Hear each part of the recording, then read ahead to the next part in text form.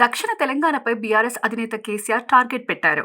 అక్కడ పార్టీని పటిష్టం చేయాలని, అందుకోసం కృష్ణా బేసిన్ను రాజకీయంగా వాడుకోవాలని భావిస్తున్నారు. తొలి సభలోని సాగు, తాగునీటి ప్రస్తావన చేసి వచ్చే పార్లమెంటు ఎన్నికల్లో గెలవాలనే ప్రయత్నం ముమ్మరం చేశారు. అయితే దక్షిణ తెలంగాణ జిల్లాలలో పార్టీ అంత బలంగా లేదు. అసెంబ్లీ ఎన్నికల్లోనూ గెలిచింది తక్కువ సీట్లే.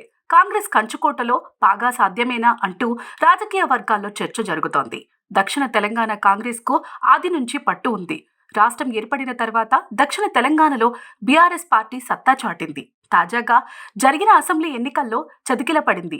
సూర్యాపేట, భద్రాచలం, గద్వాల, అల్లంపూర్ అసెంబ్లీ సెగ్మెంట్లలో మాత్రమే విజయం సాధించింది. ఉమ్మడి జిల్లాలలో ఆశించిన ఫలితాలు రాకపోవడంతో బీఆర్ఎస్ ప్రభుత్వాన్ని కోల్పోయింది. దీంతో దక్షిణ తెలంగాణలో తిరిగి బలపడాలని కేసీఆర్ భావిస్తున్నారు. అందులో భాగంగానే కేఆర్ఎంబీకి తెలంగాణ ప్రాజెక్టుతో పాటు నాగార్జున సాగర్ ప్రాజెక్టును సైతం అప్పగించడాన్ని రాజకీయ అస్త్రంగా చేసుకోవాలని చూస్తున్నారు. సాగర్ ఎడమ కాల్వతో సాగునీరు విడుదల చేయకపోవడంతో చివరి ఆయకట్టుకు పంట పొలాలు ఎండిపోతున్నాయి. తాగునీటికి ఇబ్బందులు వచ్చే అవకాశం ఉంది. దీనిపై ఉద్యమ కార్యాచరణ చేపట్టాలని, ప్రభుత్వం అనుసరిస్తున్న విధానాలను ప్రజల్లోకి తీసుకెళ్లాలని భావిస్తున్నారు. నల్గొండ జిల్లా నుంచే ఉద్యమాన్ని ప్రారంభించాలని కేసీఆర్ ప్రణాళికలు రూపొందించినట్లు సమాచారం. అందులో భాగంగానే ఈ నెల 13న నల్గొండలో సభకు ప్లాన్ చేస్తున్నారు. 10 ఏళ్లలో సాగు, తాగునీటి కొరత లేకుండా బీఆర్ఎస్ ప్రభుత్వం అనుసరించిన విధానాలను వివరించనున్నారు.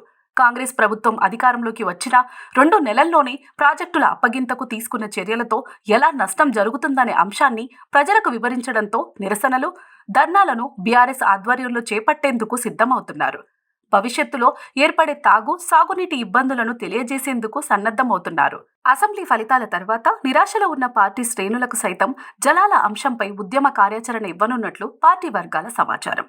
ఫ్లోరోసిస్ రూపుమాపేందుకు గత బీఆర్ఎస్ ప్రభుత్వం తీసుకున్న చర్యలు తెలపనున్నారు. అదేవిధంగా గత కాంగ్రెస్ ప్రభుత్వ వైఫల్యాలు, ప్రస్తుత రేవంత్ ప్రభుత్వం తీసుకుంటున్న ప్రజా వ్యతిరేక విధానాలను ప్రజల్లోకి తీసుకెళ్లాలని ప్రయత్నిస్తున్నట్లు సమాచారం.